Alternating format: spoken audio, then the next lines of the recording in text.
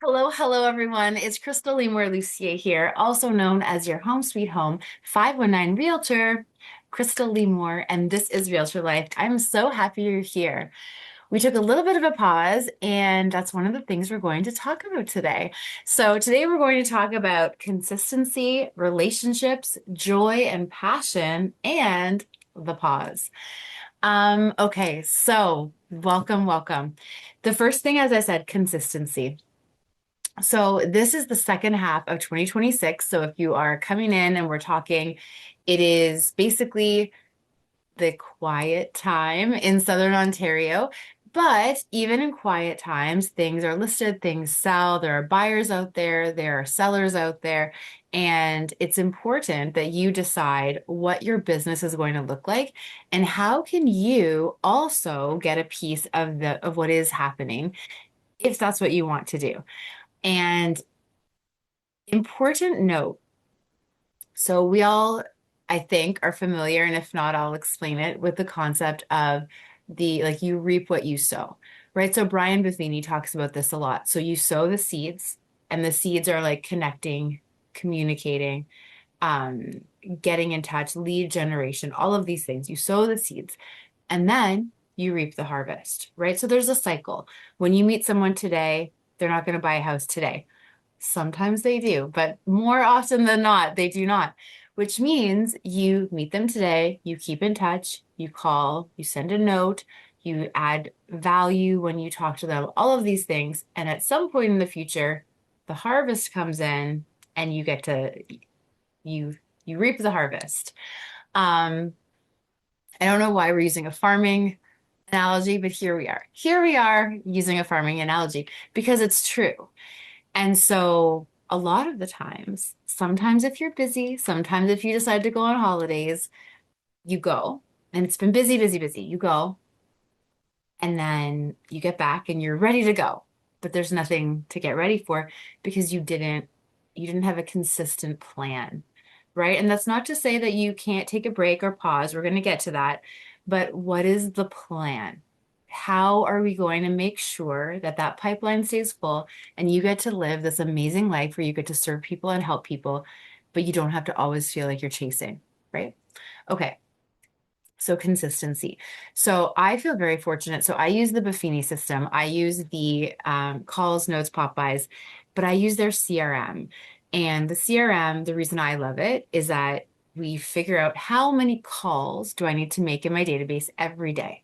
How many notes do I need to send? And when I say a note for those non-Buffini, it's a note. It is literally a card in the mail with this hello summer, isn't it cute? And then there's a little item of value inside. What's driving up your bills? So, I mean, it's the time when people are worried about money. So it's a great value add. And then in mine, I have a little thing that I call the letter from the heart. For any of you realtors listening, if you don't know about letter from the heart, message me and I will send you a sample and you can do your own. But ultimately, we do notes, we do calls, we do pop buys. So pop buy can be a little gift that you drop off. It can be a bigger gift. It's really whatever you want. It's something that says, I was thinking about you and I wanted to give you this gift. They're like somewhere between $2 and $6 each. It does not have to be big. But it's just a little thing. And so we check those. So I do 2 notes a day, 2 pop buys a day, and then I also do 10 calls a day. Okay, but I get to track that. And so when I'm consistent, so I am consistent on doing that, on sending out referrals, on getting referrals, I track it all. And then if I do all of my things every day, it's usually, I think we do them Monday to Friday, but if you do all of those, so 50 calls a week, 10 notes, 10 pop buys, sending out referrals, getting referrals, then if I do those, I win the week. And so what's nice is that I don't feel guilty about taking a week off when I know that I have won the week 6 weeks in a row, right? So you don't have to kind of dabble and work on holiday, even though we all do a little bit, but you don't have to because you know you've done it and you know you're going to do it when you get back, right? So it just keeps it consistent. And then you can just focus on serving your clients and your customers without having to worry so much about everything else, right? Like you're not having to like door knock and chase all these people because you have this consistency going. And oftentimes people will say to me, like, how do you do that? Like for me, I started my business over 3 times. I started it first in Ottawa, then I moved to Guelph hastily, but it was a slower start, but I started it again and I did really well with it. And then when I met my husband, we got married, moved to London, did it again. And I'll get questions like, how did you do that? How did you like do get this like network of people and clients in each city? And the thing is, it comes down to consistency. Are you meeting people? Are you helping people? Are you serving people? And it really just comes down to the consistency of it. You don't have to be working 24 hours a day, but you do have to hit your goals. You do have to have those goals and have them pretty clear because you can say, I want to make this much money. I want to sell this many houses. But if you don't have a plan, it's not going to work out. Um, Unless it's COVID, then it might work out. But it's not COVID anymore, so you need a plan. So that's consistency. And it can be, and I will say even for this podcast, like we took a week off and um I felt bad about it, but I needed that break. And but the consistency is we post a new episode every Monday at 6 a.m. Right? So you can kind of get people will rely on it being there. Same thing with an email or with sending out if you are going to do farming. I know it sounds like I'm just bringing up all these farming has nothing to do with farming.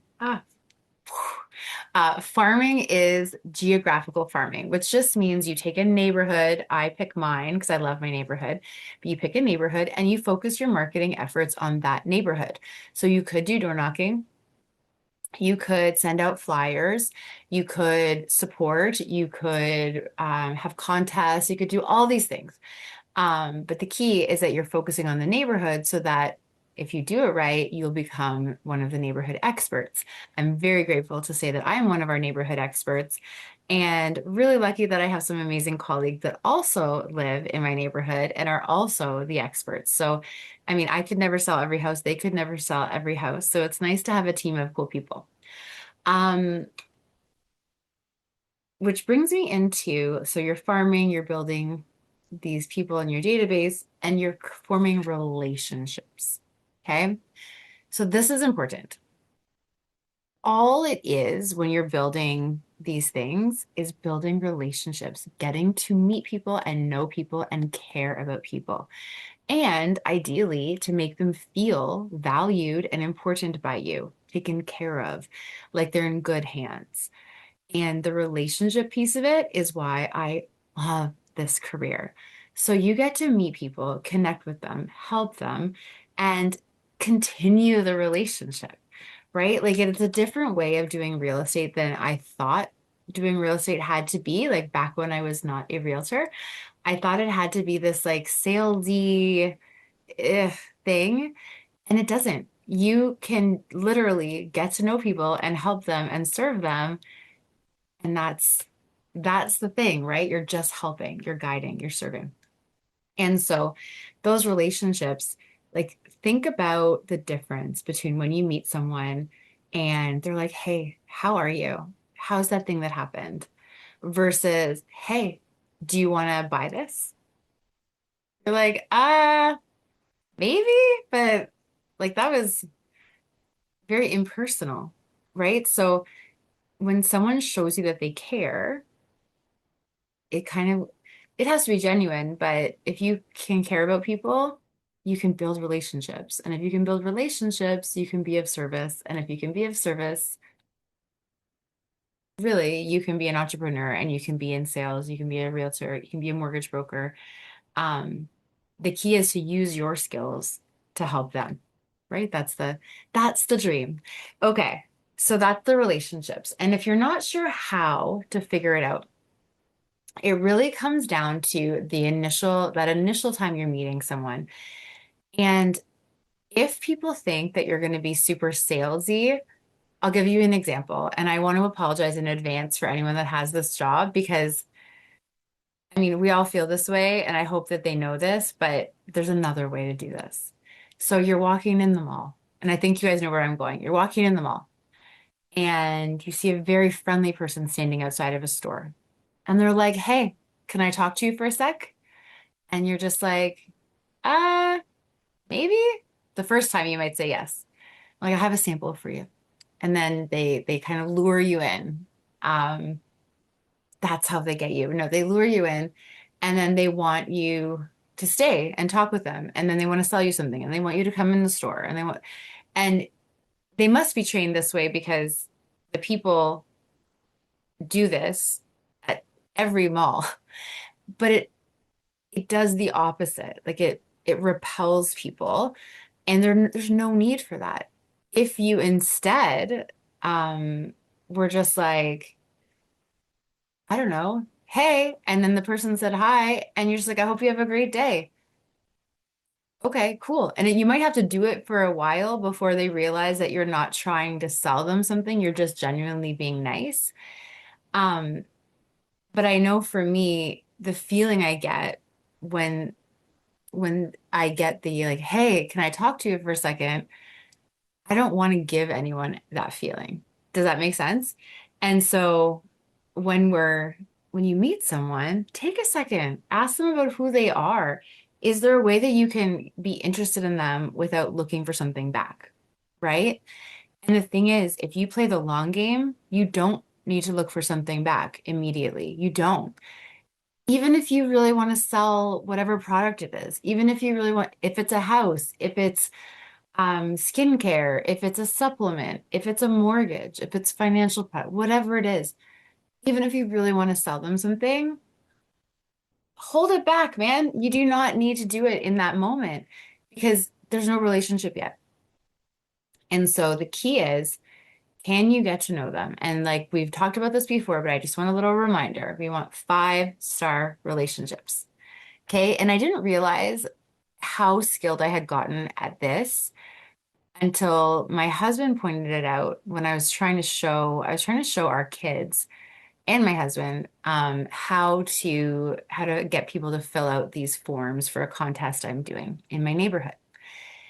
And it's pretty like second nature to me now. I've been doing this for 15 years, but I think I've also built up some trust where people know that when they give me their info, I'm not going to like start spamming them, right? Like it's just we're trying to figure out who's in the neighborhood, can we help them? We're here to help. And we're supporting local business. So I chat with them. I get their name, 5 stars. You get their name, full name. You get their phone number, ideally a cell phone. You get email. You get their mailing address. And then there's the last one, which I didn't get because you really want to wait until you're a little bit closer with them. Birthday. Now, why does birthday matter? Birthday matters because there's a very special day every year for most people. I think Jehovah's Witnesses do not celebrate birthdays. One of my friends was a Jehovah's Witness and explained this to me. But for most people, their birthday is a fun, special day. So if you can get their birthday, then you can be someone that says happy birthday. And how nice is it to get a happy birthday message, right? I love getting happy birthday messages. I'm like, thanks, that's really nice of you. To 5-star relationship, if you can get there. Start with 4 pieces and then grow. And if you only have their name, if it's whoever, start anywhere and then start getting them in. Get them into a database, right? Your brain is not going to keep everyone's information, even if you think it will. It won't. The database has helped so much for me because not only can you track their info, you can track when you've talked to them, what you sent them. Did you send them a card? Did you send them a letter? Did something cool happen to them? Did they become a grandma? Did they get a puppy? Did they have a loss? Did they go on vacation? Whatever it is, you can mark it all in so that when you talk to them, it gives you a refresher of what happened with them and you can ask about it. Ah, amazing. Because if you can show people that they matter to you, the business will happen, right? You don't need to be pushing the business in their face. You do need to remind them of what you do, Okay. I'm not saying you don't. Remind them of what you do. And also ask for the business, but it doesn't have to be every time and it doesn't have to be at the beginning. Okay. So that's the relationship piece. Now, joy and passion. Okay. So this is really cool. I'm doing a speaking course with Mind Valley, and I've been going through some really cool, like life altering thought experiments lately because I really wanted to understand what drives me. And I think we should all do this. But if you want to know what drives you, finding your genius is a good way to start. And I don't know about you, but I keep hearing people throw around this like, what's your genius? What is your genius? Lean into your genius. And I mean, I was like, I don't know what my genius is. And then there might be like a definition that you can think of, like, oh, it's the thing that you're really good at. Okay.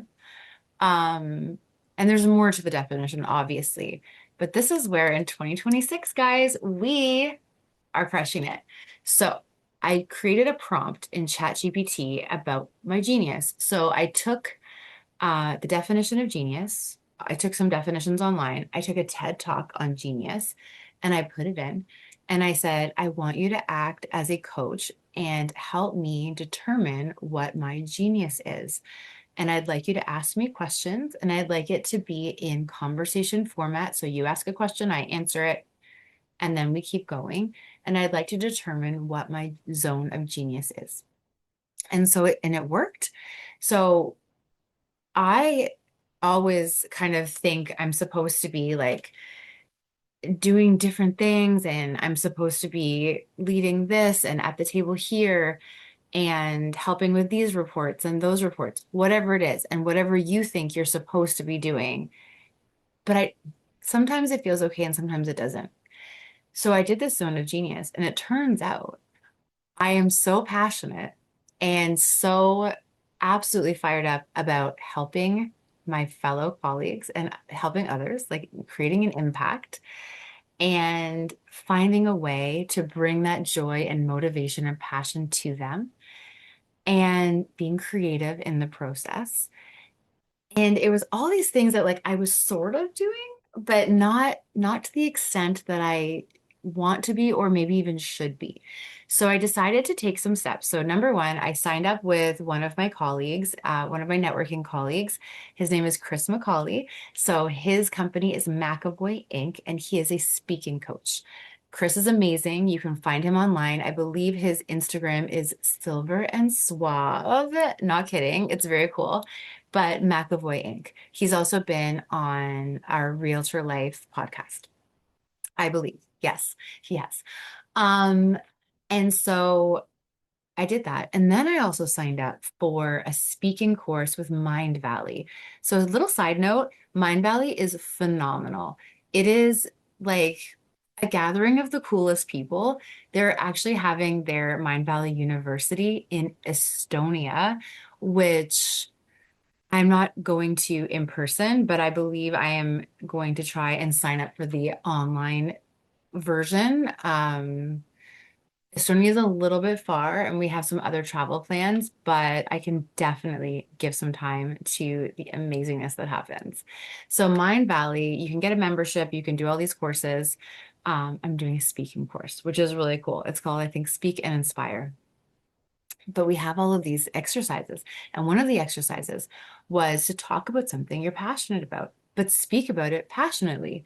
And one of the things for me was the idea of the relationship, like I just talked about, but how sometimes in business we forget the value of the relationships we already have. And I'll give you an example in a second that I think we've all been through, but we forget how important those are and we look for the next relationship. One of my coaches put it so eloquently, and he said, if you look at the facts and like the numbers, it will cost you 6 times more to cultivate and foster a new relationship than it will to cultivate and foster an existing relationship, to really go in and dig in and make it amazing. And so that was interesting. because we live in a world where everyone's trying to like sell us the next big thing. And how can you meet more people and new people and buy this much money and we're going to send you all these leads. And leads are good, but they don't know you, right? There's no relationship. And it's the ROI on these things is very low, right? So it's kind of like you almost need to be in this like bag 'em and tag 'em mentality to make it work. And some people do make it work. Okay. So I don't want to say they're terrible, but for the business I want to run, I don't like them. And so when we're looking at these relationships, if we can dig in and really make them work, that is the dream, right? Like that is the absolute goal. And so when I spoke in this, like I had to do a 2 minute thing, and it was all about the fact that as a consumer, I notice when people will reward me for sending them a new person, but they don't reward me, right? They'll say, hey, if you send me a new person, I'm going to give you whatever it is, 25 bucks, 500 bucks, whatever it is. But if you send me a person who sends me a person, I'm not going to say anything. If you yourself sign up with me as a new client, I'm not going to give you anything. And it's not a judgment, but how did you make that person feel? Right? And I can tell you how I felt when this happened. Two of my colleagues have done that. I didn't feel very motivated to continue sending them business. And it's not a lot of money, right? Whether it's 25 bucks or whether like $500 is a bit more money, but it was more the idea that they have this system in place and it doesn't connect that by excluding someone that could personally support you, you are actually losing in the long run, right? It is a very, I think it's the difference between systemic thinking, like you're thinking, okay, here's my system, here's my logic, this is why I'm doing it. And that makes sense. Absolutely. But the emotion of it, did you just isolate someone? Did you just make someone feel like they don't matter as much? Because like we've all heard about like the whole gym model, right? Like the gym, like the fitness gym. So they want to sign up new members, sign up new members, sign up new members. But the existing members are like, hey, like, what about us? Like, we're existing members. And they're like, yeah, but like, send us new members. Because technically speaking, they know that not everyone's going to come work out, even if they have a membership. So they'll get the membership fee, but they don't really need to do much with the gym because only a fraction of people will come work out. Um, and that's fine on paper, but how are you making the people feel? Can we as realtors, as entrepreneurs, as business people, can we make people feel special, like they matter to us? Or are we making them feel like they're maybe a number or like their value to us is contingent on whether they can send us something, right? It's kind of a really direct way to say it, but look at your world and see like where are the places you're most loyal? They're probably places where you have a relationship and you feel important, right? Of course, they would come around the other way too.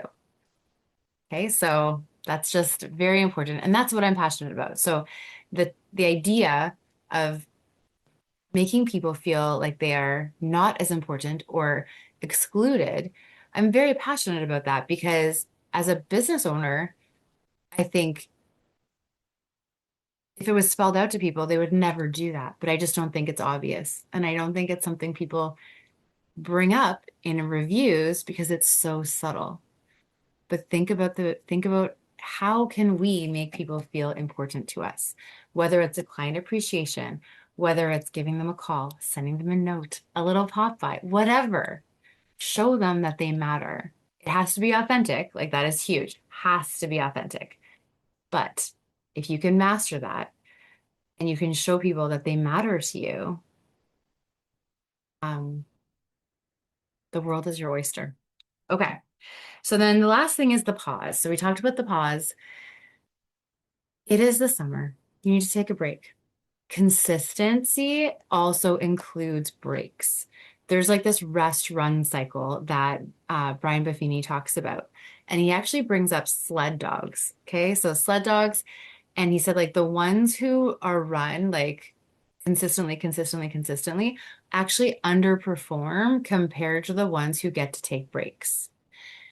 So you can go like at a medium speed consistently, or you can give it, take a break, give it, take a break, and like come refreshed.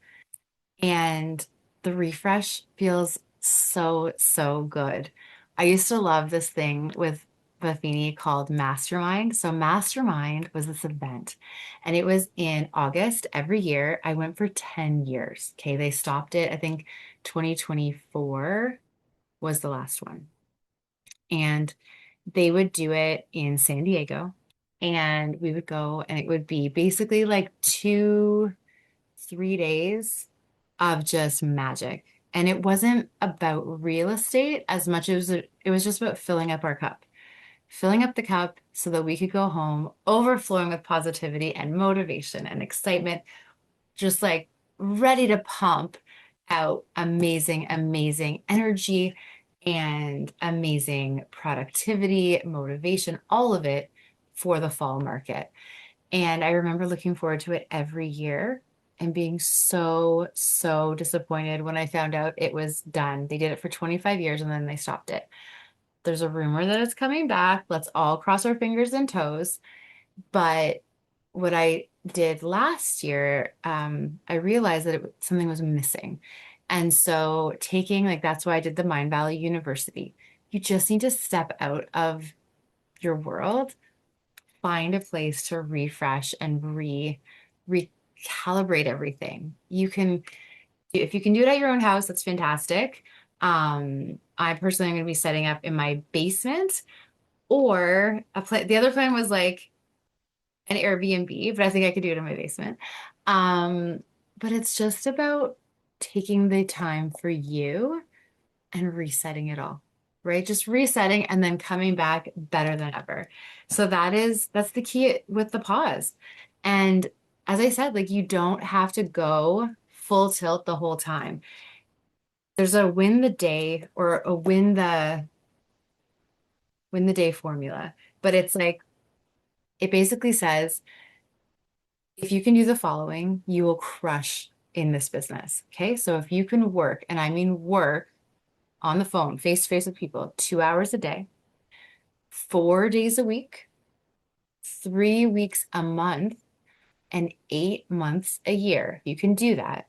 You're going to crush it. Crush it. Let me say it again. 2 hours a day. Like obviously you can do more, but minimum 2 hours a day of work, not running errands, not checking your phone, 2 hours a day of actual like face-to-face client work, lead generation, all of that. 4 days a week, 3 weeks a month, 8 months a year. That's it. And why are those numbers important? Well, when they look at the stats, it is not common for realtors. This one's for realtors, but I would hazard a guess it's for all entrepreneurs. It's not common for them to do that much work. It didn't sound like a lot, but that much consistent, focused work.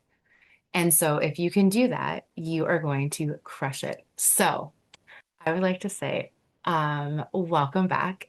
Thank you for being with us while we took a couple of weeks off. And I am so, so excited to crush the second half of the year together. Have a wonderful, wonderful rest of your week, and we'll talk to you next time. Bye.